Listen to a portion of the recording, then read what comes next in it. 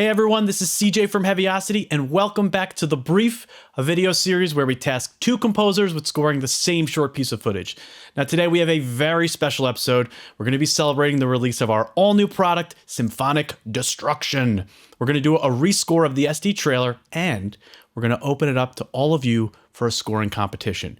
Grand prize is the Premiere Bundle, which is worth like $7,000. We're also going to give away some copies of Symphonic Destruction. It's going to be amazing. So I'm not going to talk anymore. Let's get right into it.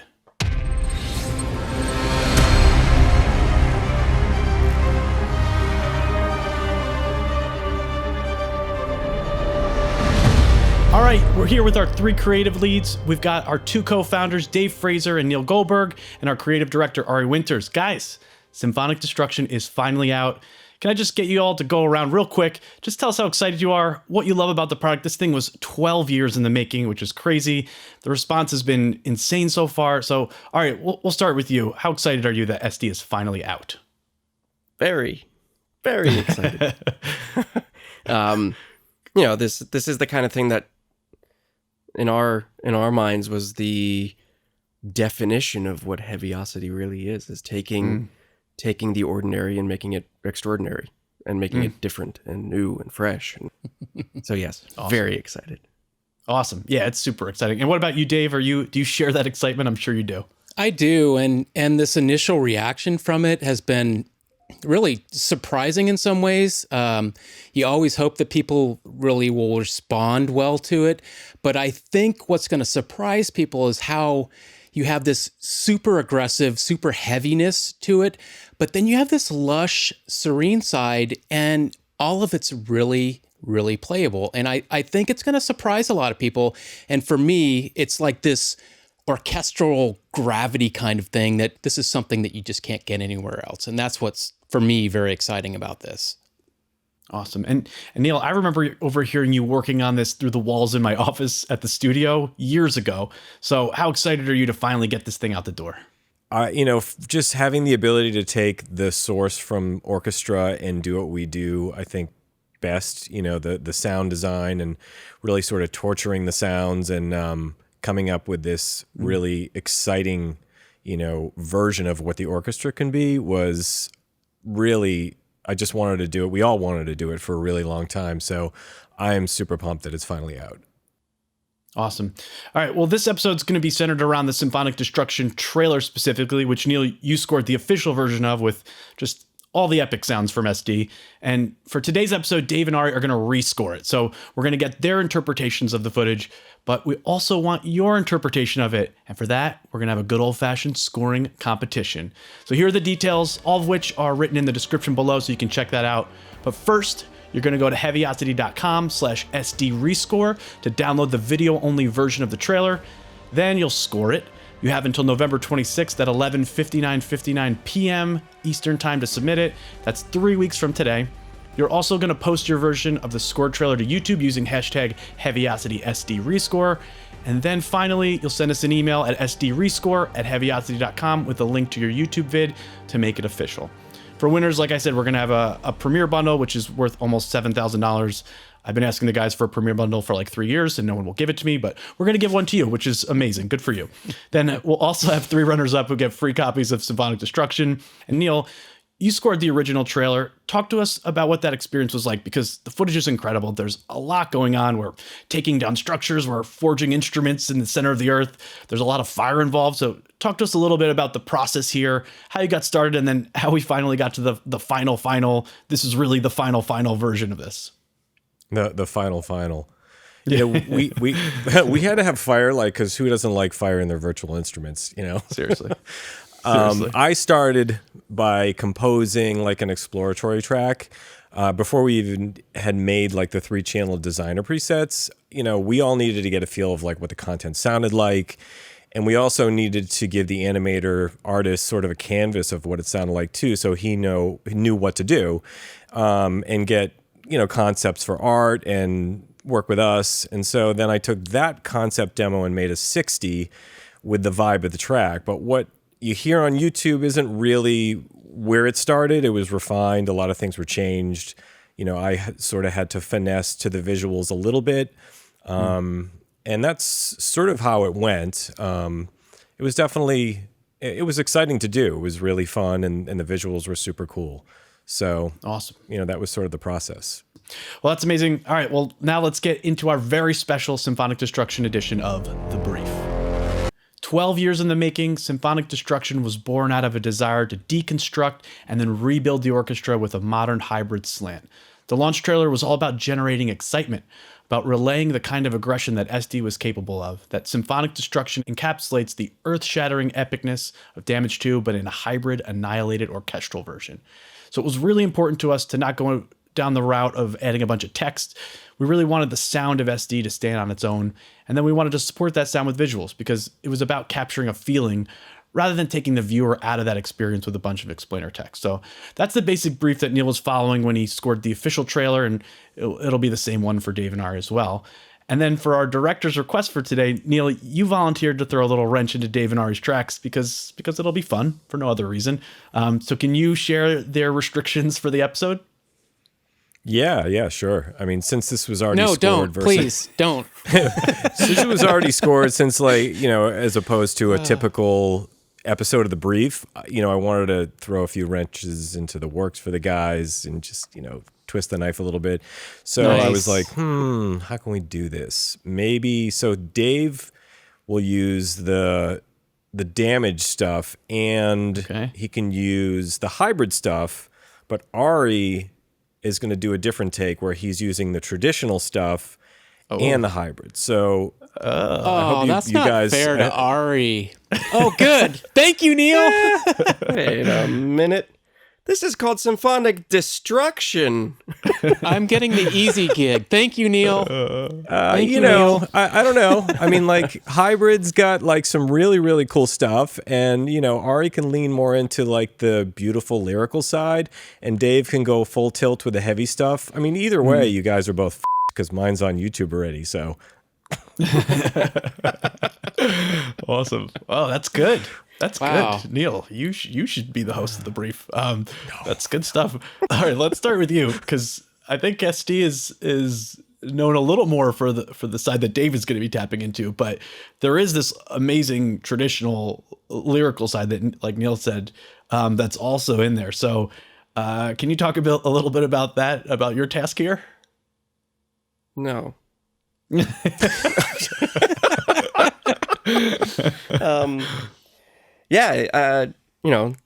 There is exactly what you said. There's a surprising amount of this really emotive lyrical content in the product that I think even as we were making the thing kind of took us off guard of, wow, we can really mangle the orchestral sounds without completely and utterly decimating them.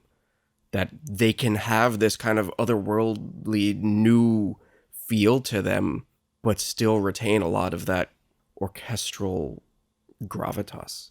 Awesome. Well, I'm looking forward to it too. Dave, you're going to get to put the destruction in Symphonic Destruction, which is awesome. That's the fun part, right? You got the fun job here. I mean, I don't want to say it's the easy part because visually this trailer has an arc that kind of ebbs and flows, goes up and down. You have some key moments that you want to make sure you get the point across the right way. And sometimes aggression and distortion and impact is not necessarily the right way. Like in the middle of that, the breakdown where you have the fire scene, I don't think 11 is going to work there. It has to. There has to be a pregnant pause. So somehow, using a more damaged approach, I need to figure out how to do that. Thank you again, Neil. I appreciate you giving me the damaged.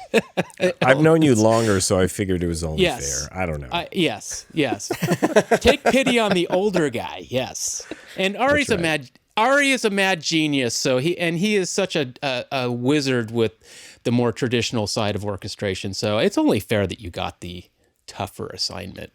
Awesome, guys. Well, so just to recap, I guess then we're going to be rescoring the Symphonic Destruction trailer. Dave, you're going to be limited to just the hybrid and the damage content in SD, and Ari, who's is going to have just the hybrid and traditional, the more organic content in Symphonic Destruction. So we are super excited to hear what you guys come up with for the alternate versions, and we are even more excited to hear what you all out there come up with. So get the video, go forth, and destroy it with some Symphonic Destruction. All right, Dave, Ari, everyone, you've seen the brief, you've got the scene. Let's get right to the work.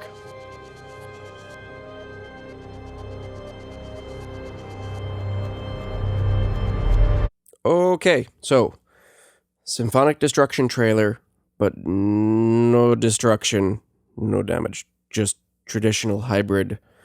They didn't say anything about no Brahms, so I used Brahms. Other than that, I tossed in a little bit of damage too, and that's pretty much all there is in it. Let's take a quick listen, and we'll break it apart. Here we go.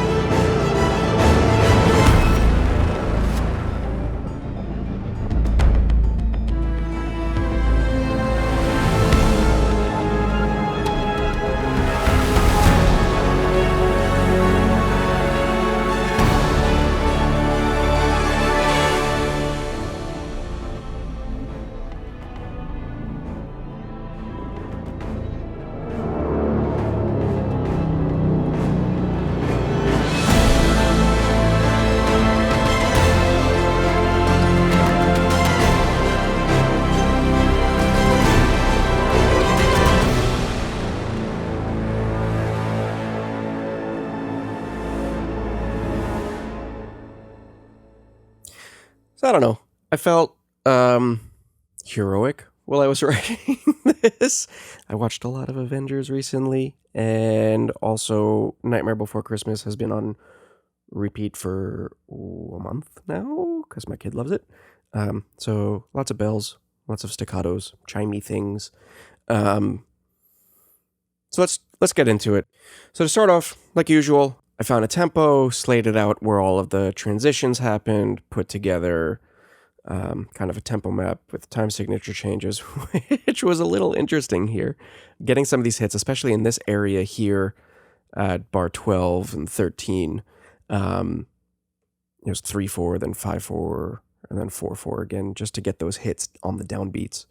I started just by laying down some really cool soundscapes because it had a moody vibe to it.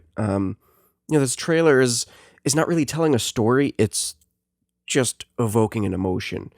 It has a really cool vibe. It's very dark. There's a lot of varied color palettes, and I tried to match that with the audio, right? It's supposed to just be this oral visual experience that evokes some kind of excitement in you rather than telling a story. So I started with just soundscapes. And on top of that, to really hit that start here, I have this really neat, growly, destructing, damaged sound going on.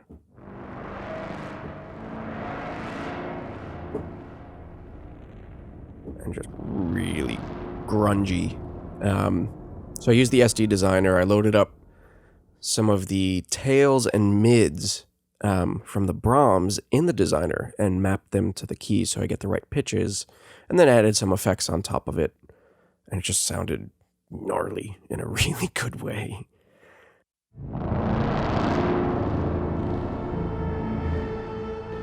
We get to the next section after hitting those, where we get these kind of falling dominoes.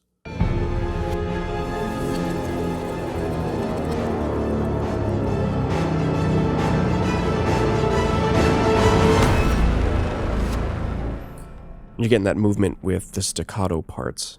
And the staccatos have a really cool kind of shuffle rhythm going on. I have 3 against 2. So there's a triplet part here.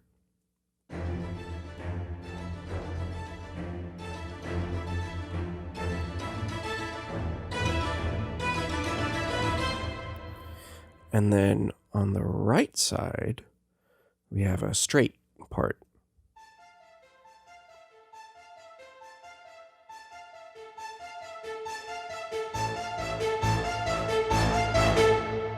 And then right at this hit, a couple of Brahms hitting, a couple of damage hits, because why not? And then right into this kind of building section where we're seeing the knobs being forged. I actually used the loops and the loop designer and some reverse motifs.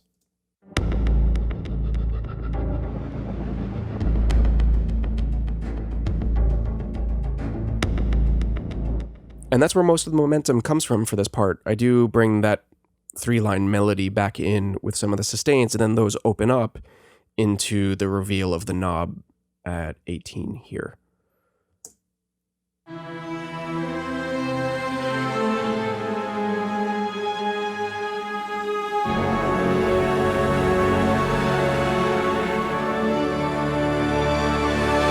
And it's got this big open feel, the chords open up, bottom notes go further down on the second chord, top notes go up, a good counterpoint movement going on.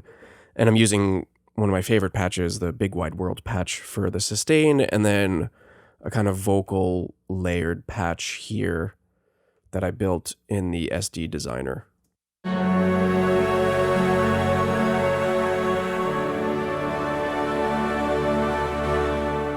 And that's where the hero vibe really starts to come in, is when the knobs from the interface are shown in their full 3D form. The staccato parts are doing this triplet thing.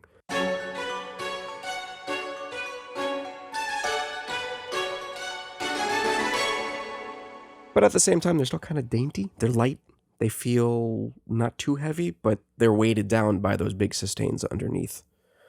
And then, from there, it goes into the kind of burning, flaming, fiery depths here, which, to counteract the melodic portion at the start, I'm using these reverse motifs and some loops.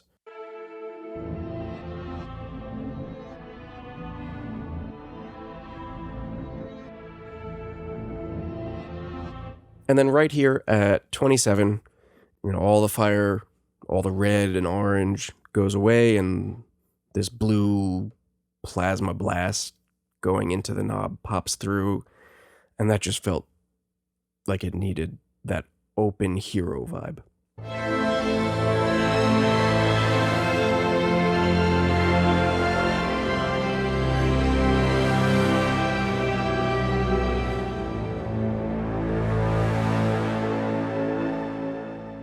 Actually, one of the things that I ended up doing as I was writing this part was I kind of gorilla mashed it, for lack of a better way of saying it, threw in the kitchen sink and started peeling back some of the layers as I started adding some of the more melodic parts. So the staccato part is where this hero vibe, this motif really comes in, and I introduced the 6/4 feel a couple of bars earlier, so that it doesn't come as such a surprise. So this part here is the staccato melody, I guess would be the main kind of leitmotif for this section.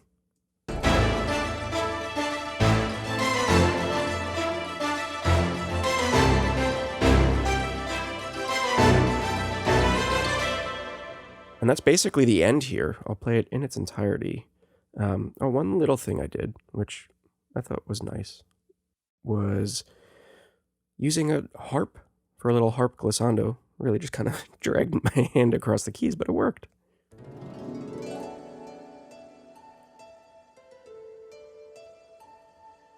I just added that little organic flair to it to keep it anchored in the traditional orchestral world.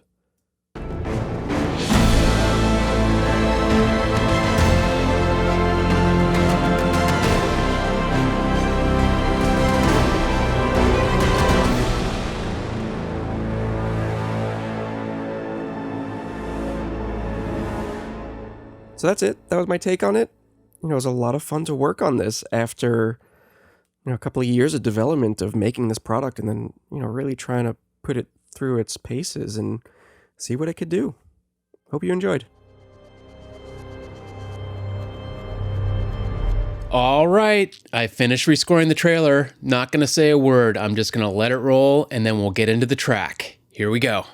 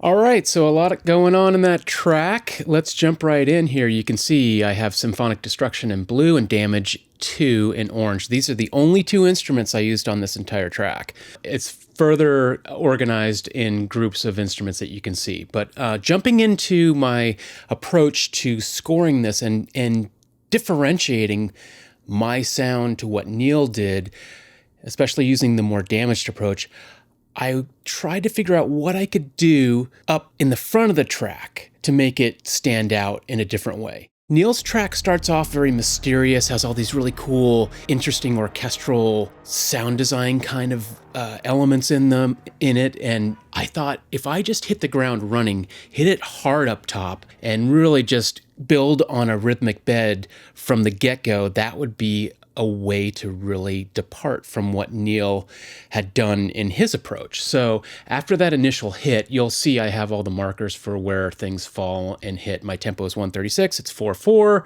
I'll get to the back end of the track in terms of meter changes in a little while, but it starts off with the big hit. I'm just soloing Symphonic Destruction. So you can read down the tracks, they're all labeled really well. So that moment where it goes to the falling dominoes, as people like to say, the falling monoliths, I use these two pedals. I'm going to solo these pedals. They're from the Performance NKIs. I use Sinistorque and Trippin' Temps. Sinistorque is a damaged pedal and Trippin' Temps is a hybrid pedal. These two in combination just set up this perfect foundation of a rhythmic bed to kind of build the track on. Check it out. They have this kind of aggressive, edgy tone to them, and they work really well together. They add another pedal, Tides of Change, to build towards that first payoff. So if I put everything back in, you'll notice that I tried to make that whole build sparse, but have a lot of weight to it, if that makes sense. And I tried to underscore the moments like the falling debris with another swell that was like the one on the top. And then a little bit of a different vibe in this forging of the instrument section. And of course, the brass that starts to build towards that payoff of the first macro knob that comes in at bar 18. So the brass is a real cornerstone to the big, huge moments in my piece. I know Neil used the brass too. He did it more lyrically. I tried to make mine a little more chordal sounding. So building to that first macro knob,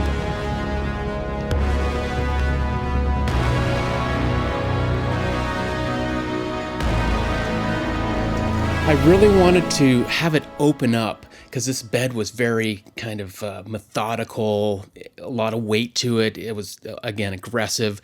And I wanted it to just kind of feel like a sense of almost like triumphant, positive, kind of free-floating, uplifting quality where it just kind of releases there. So that's why I chose to kind of open it up. And I didn't put a lot of percussion under that moment because I knew there'd be this breakdown into this darkness, which comes next. And this whole area I wanted to keep mysterious. in a good track, you need to let people breathe and have a moment to recover. So that big uplifting moment of that first macro knob, I thought, okay, it makes sense to pull it back down. And I use these tails from the Brahm designer that you'll hear, and I also use these reverse motifs from the loop designer, and just kind of let it build up until we get to the second macro knob. So let's check that out. This building, the tails are kind of schmutzy and distorted. So, right at 28, hitting the second macro knob, I realized every 6 beats, the picture changed. So it's a change of shot. So I turned it to 6/4 and did this kind of call and response that followed the progression of the first macro knob, but then kind of took it further because it needs to be bigger. And also, I really anchored it with a lot of damage to percussion in a triplet feel. So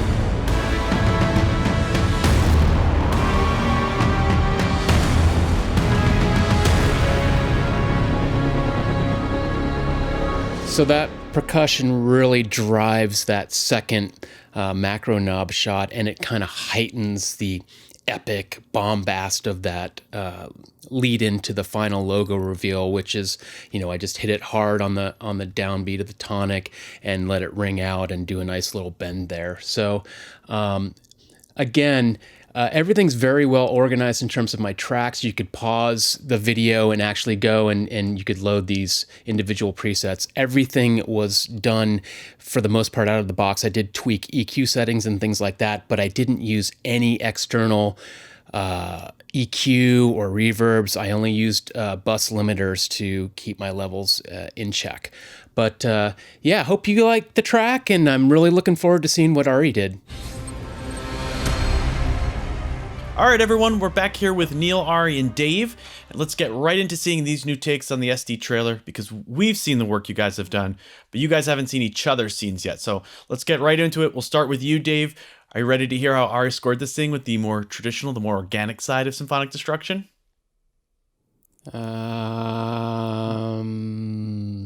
Yes. All right, he's ready. Let's roll it.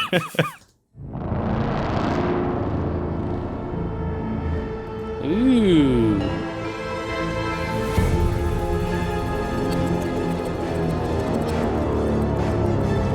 Ooh, nice dive bomb there.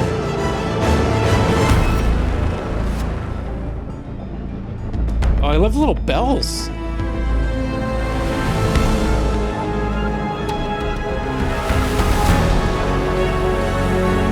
Nice. Nice. Triumph. You still got a little rhythmic stuff going here. I like that. And the dive bomb.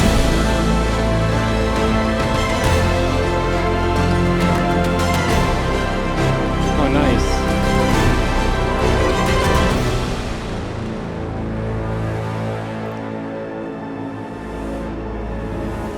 Ooh, love that tension right at the end. Holy smokes. All right, Dave, so let's talk first impressions. What did you think of how Ari pulled this thing off with just the more organic side and then also using the hybrid side as well?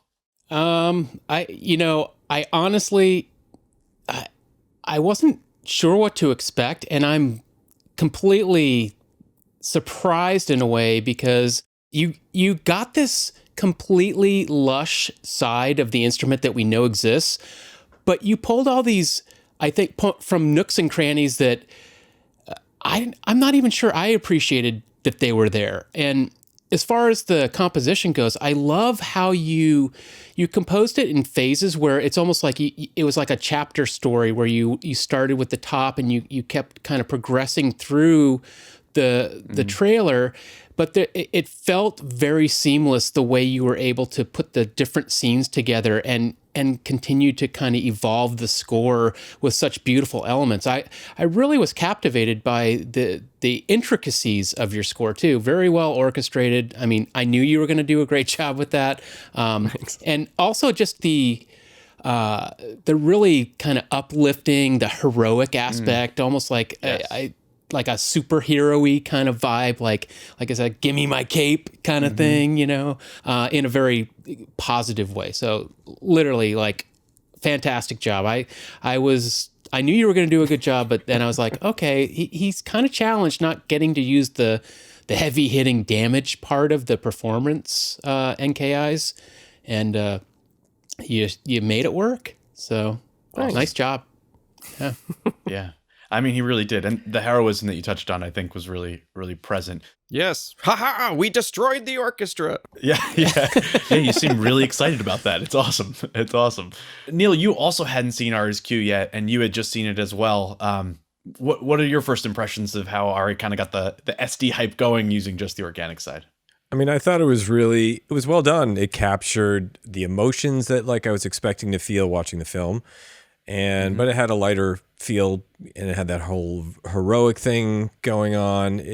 I thought it did a really great job showcasing what symphonic destruction can do, on the lighter side. It was very lyrical, and it really worked well. I thought it was really, really nicely done. Good job. Thank you. Good job, Ari. All right. Well, speaking of Ari, it's your turn now. We're going to get you set up so you can hear all the destruction that Dave was able to muster with his version of the SD trailer.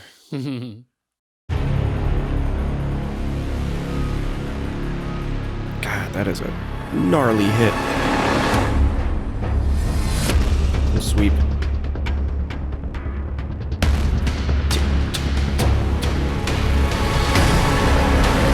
Nice beat.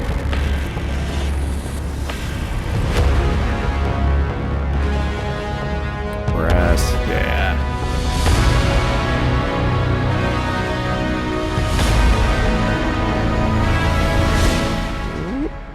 That's a majestic chord. That was awesome. Ooh. Reverse motifs, I love them.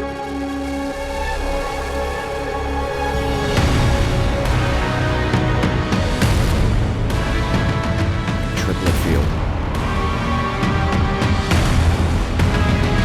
Whole chord. Yeah. Awesome. Oh, a good bend at the end. That was awesome. Super cool. All right, you just got the dose of SD fire and brimstone that Dave had to offer. What were your first impressions of his take on the SD trailer? Dang, that was thumpy and crunchy and crispy and dark, but exciting. Like those big brass chords just pulling you through all the way to the end of the track. It was what I loved about it was it felt like a very cohesive from start to end. It went all the way through, and even though there were breaks and pauses and those reverse motifs in the kind of fiery section that came back, but it all felt like it was leading up until those really big chords up at the end. It was really, really cool. Totally. Thank you, Ari. Awesome. And Neil, what about you? This was also the first time that you were seeing Dave's take on the trailer. So what were your thoughts on it? It also works really well with the visuals. It's got a lot of energy, like right out of the gate. He's got that great kind of motion. It's the damage side of symphonic. And like, again, what Ari was saying, the brass, the way it hit, his chordal movements, it was darker, a little more sinister feeling. I thought it was really, really well done. I thought he hit the visuals really well. It had a great arc to it. And it was compelling and exciting to watch. I thought it was really, really well done. Good job. Ah, thanks. Thanks, guys. I feel loved. We are feeling the love here. Yeah. Well, I also have like an additional question because I'm curious about this particular task where you're rescoring something. I mean, we are asking the folks out there who want to enter into the scoring competition to do this rescore. So maybe, Ari, you can start off just talking about what are some of the particular challenges of scoring and rescoring something that's already got a pretty big score out there. Yeah, I think, with this one, obviously there's that balance of writing a really cool piece to match the visuals while at the same time making sure you represent symphonic destruction to the best of your ability. So that in itself was a challenge just to balance the two instead of going all over the place and just falling back into old habits of mine while I write. But then I think one of the biggest challenges was also slating out the actual track itself and the timing and layout of the track, because it was built in mind with Neil's track. And it was already kind of set to be this really cool, dynamic, kind of off and on piece. And I wanted to make sure that I didn't fall into what Neil did in his track, because it was, we're trying to do something new on this. So that, I think, was one of the biggest challenges for me while going through it. Awesome. And what about you, Dave? What are some of the specific challenges that you encountered while kind of rescoring this thing with Neil's score kind of looming over as well? Yeah, I think Ari said it pretty well there, that when you are accustomed to hearing a certain piece, I think I may have mentioned this in our intro segment, you develop a fondness for it and you just feel it works so well.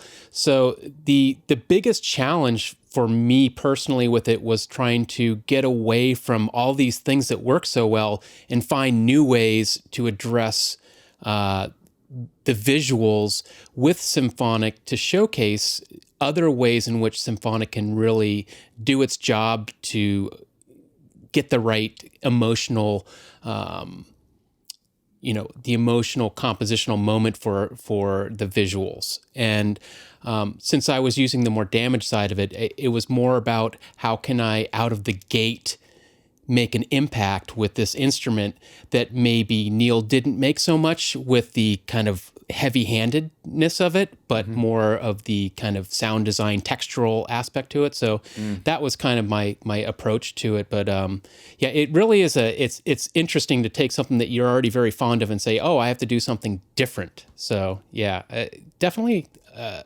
an interesting exercise. For sure. And is it kind of similar to getting a temp track, maybe, if you're working on a project and a director gives you a temp track where you're trying to achieve the same goal, but also do something different and original for it? Yes, and they always tell you when you've turned in something you think actually works, they're saying, no, it needs to sound more like what I gave you. And it's like, and then you're going to be like sued for making it sound too close. And so it's a fine line. You have to balance what they're looking for with some way of like leading them to something that works just as well. So awesome. Yeah. Well, I think that should be really helpful for anyone who's interested in entering into the Rescore competition. Neil, I'll throw to you for a second. Obviously you guys are going to be doing the final judging for the Rescore competition contestants. What's something that you may be looking for? I know there's nothing specific you want to hear, just excellence either way, but is there anything that might be interesting to you as you're hearing some of these contestants with their rescores? I'm really excited to hear what everybody else comes up with and how they sort of see the visuals and like how do they interpret that. So it's not like, I guess I'm not specifically looking for, X, Y, or Z. It's more out of curiosity to see what people do with their own sort of creative juices and if the visuals inspire them and like what they want to send in and say like, this feels right and good to me. I'm sure we're going to get some really amazing stuff. So I think it's going to be cool to watch all those. Awesome, guys. Well, thank you so much for putting together these cues for rescoring this trailer. And to everyone out there, we cannot wait to hear your takes on the trailer rescore. We're so excited to hear them. Make sure that you check out the description below for all the details on how to get set up and enter into the scoring competition. And as always, please subscribe. Make sure you ring the little bell so you get notified when we have new episodes. And then we have links to Neil, Ari, and Dave's Symphonic Destruction trailers in the description below as well. So thank you, everyone, and we will catch you all next time on The Brief.